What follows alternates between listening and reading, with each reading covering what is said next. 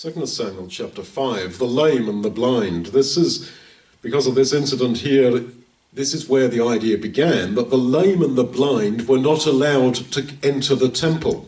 Under the law of Moses, the lame and the blind could not be offered for sacrifice. If you were lame or blind and you were a Levite, you couldn't serve as a priest. You couldn't do God's service if you were lame and blind. The Lord Jesus purposefully healed multitudes of lame and blind and allowed them into the temple in Matthew 15. What he was saying and showing was that those who previously had been unqualified for God's service are now qualified. We are the lame and the blind. It is our lack of qualification which becomes our qualification. So many times you see this, that people who felt unqualified, Moses, I can't properly speak Egyptian any longer, I've got a stutter, I'm not appropriate to be your representative, God. You're the one.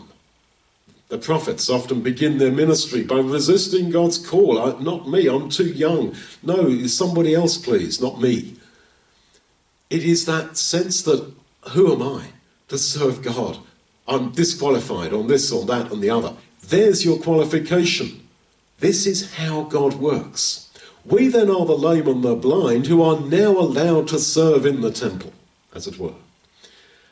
And the Lord Jesus tells a parable in Luke 14 where he says that we should invite the lame and the blind to the table of the Lord.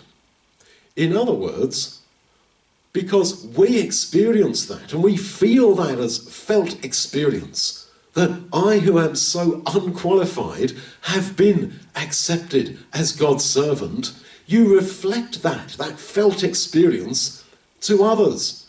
You go to those who are marginalised and excluded, the lame and the blind, which is actually everybody, and invite them to the Lord's table, to the Lord's house. You reflect the grace shown to you, to others, but you'll only do that if it is felt experience for you that I, who am absolutely not qualified, should be now used by God in his service.